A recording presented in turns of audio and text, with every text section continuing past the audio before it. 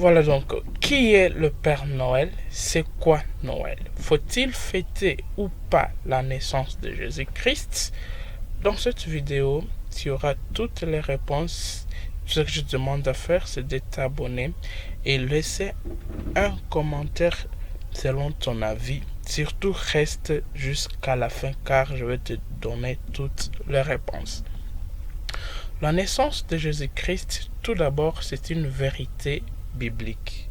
La naissance de Jésus-Christ est un événement central pour les chrétiens car cette naissance marque en premier lieu l'accomplissement des prophéties. Il est écrit dans Ésaïe 7, 14. Voici la Vierge deviendra enceinte, elle enfantera un fils et elle lui donnera le nom d'Emmanuel. Ça, c'est une prophétie. Il est aussi écrit dans Michée 5, le 2e verset. Et toi, Bethléem, Ephrate, de toi sortira pour moi celui qui dominera sur Israël. Donc, cette prophétie montre que Jésus est le Messie promis, venu pour sauver l'humanité. Mais aussi, en deuxième lieu, cette naissance montre l'incarnation de Dieu. En naissant comme un homme, Jésus montre l'amour de Dieu pour l'humanité. Et cela, nous le trouvons dans Jean, le 1er chapitre, et puis au 14e verset. Pourquoi il est écrit « Et la parole a été faite chair ». Son but était de devenir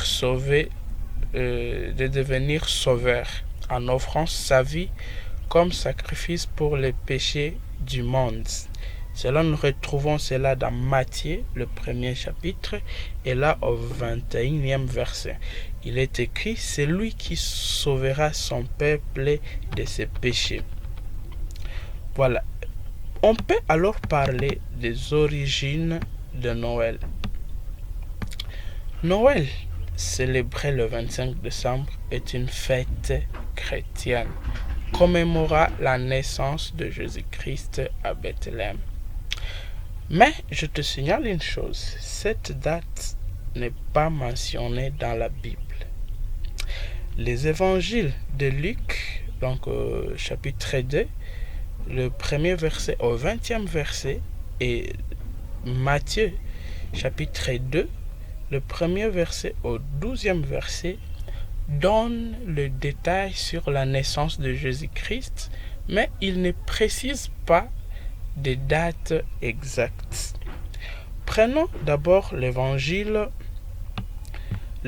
selon Luc.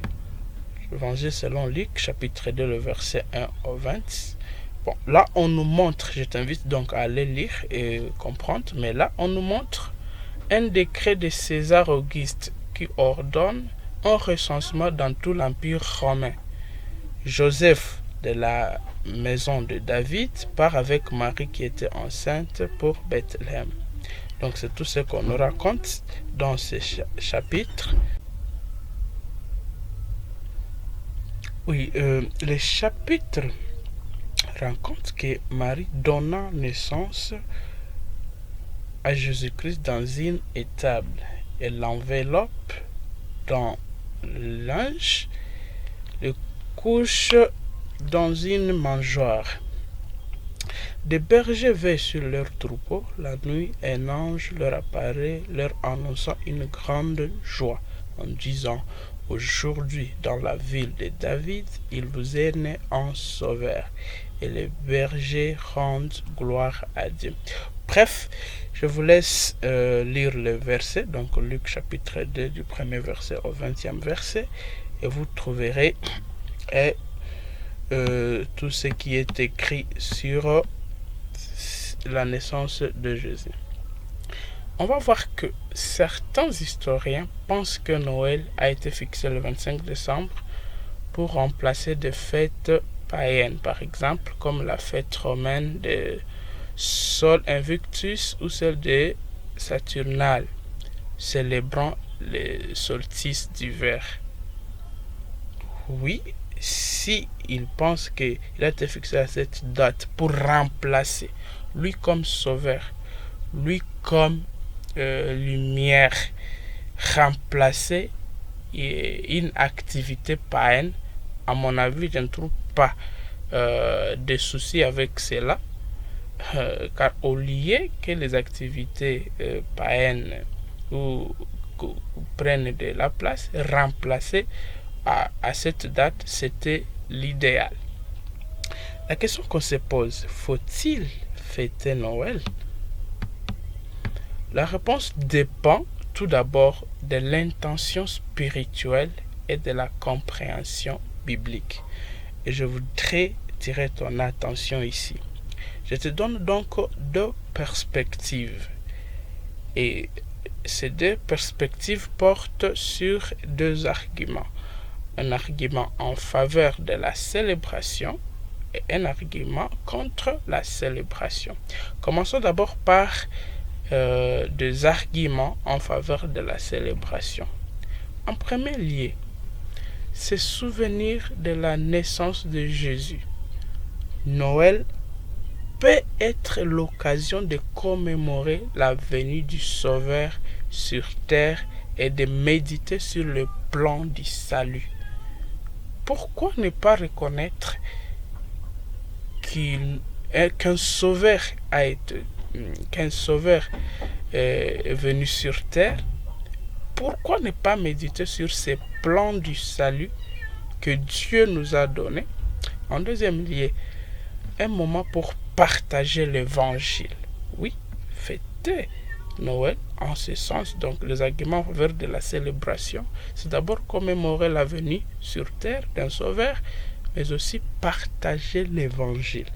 Noël offre une opportunité unique de parler de Jésus-Christ, surtout à ceux qui ne le connaissent pas encore. En tout cas, à mon avis, je pense que c'est ça l'opportunité que Noël nous apporte. Parler de Jésus-Christ, surtout à ceux qui ne le connaissent pas encore. En troisième lieu, un acte d'adoration. Si on peut célébrer Noël dans cet acte d'adoration, avec un cœur sincère, Noël peut être une occasion d'honorer Dieu pour son don de nous avoir donné Jésus-Christ. Prenons aussi un autre argument contre la célébration, parce que vous allez voir qu'avec nous et les gens autour de nous, certains célèbrent, d'autres ne célèbrent pas. C'est pourquoi je pensais à ces arguments. Prenons les arguments contre la célébration. Vu que, je l'ai déjà dit si haut, les origines de Noël sont païennes, certains ne célèbrent pas. Sous prétexte, certains chrétiens préfèrent éviter Noël en raison de ses origines liées aux fêtes païennes, craignant que cela ne compromette leur foi. Bon, à mon avis, je ne sais pas. Mais voici la question qu'on se pose. Est-ce qu'ils ont raison? Un chrétien qui refuse de célébrer n'a pas raison, car c'est un système. La venue de Jésus-Christ est venue remplacer. Cette date de célébrer Jésus, c'est remplacer les anciennes dates païennes où les activités païennes étaient célébrées, pour faire connaître au monde que c'est Jésus qui a vaincu dès son arrivée. Donc, la raison pour eux de ne pas fêter parce que c'était une date païenne, je ne trouve pas vraiment leur justification, parce que remplacer du ténèbre par la lumière et toujours faire cette activité, reconnaissant que c'est aujourd'hui que la lumière nous est venue, je trouve que c'est une très bonne activité et je ne peux pas ne pas le faire. Je dois reconnaître, à mon avis, que cette date a remplacé les activités païennes. Mais aussi, certains refusent de célébrer. Pourquoi? Pour des commercialisations et des distractions. Oui, je suis de même avis. Aujourd'hui, Noël est souvent détourné par le matérialisme et les traditions qui ne reflètent pas le véritable enseignement biblique. En tout cas, je suis d'avis, commercialisation et distraction, matérialisme, c'est là qu'il y a déjà un souci. En tout cas, je suis de même avis. S'il ne faut pas célébrer Noël pour ces distractions et commercialisation et ce monde matérialisme, en tout cas, je suis d'accord. Mais aussi, certains ne célèbrent pas. Pourquoi? Parce qu'il y a l'absence, donc absence de commandement biblique. Si je l'ai dit, qu'il n'y a pas un verset qui montre qu'il faut célébrer ou il ne faut pas célébrer. La Bible ne donne pas d'instructions pour célébrer la naissance de Jésus-Christ. Bon, contrairement à des commémorations comme la Sainte Seine. Mais la question qu'on peut se poser, même si la Bible, même si cela ne soit pas écrit dans la Bible, la même Bible nous dit de toujours témoigner les hauts faits de Dieu et proclamer son saint nom partout et dans toutes choses. Pourtant, Noël, comme je vous l'ai déjà dit, Noël est une occasion de proclamer Jésus-Christ partout dans le monde.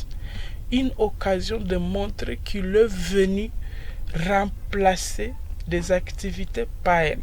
Une occasion de parler de Jésus à d'autres personnes qui ne le connaissent pas. Donc, le fait que Noël ne soit pas mentionné dans la Bible et dire qu'on ne doit pas célébrer, la Bible ne dit pas de célébrer ou de ne pas célébrer. Mais étant chrétien, que l'intelligence qui nous a été donnée travaille aussi. La même Bible nous dit de célébrer les hauts faits de Dieu, de toujours parler de Jésus, de proclamer le royaume des cieux. Donc, une occasion parfaite de parler de Jésus aux gens qui ne le connaissent pas.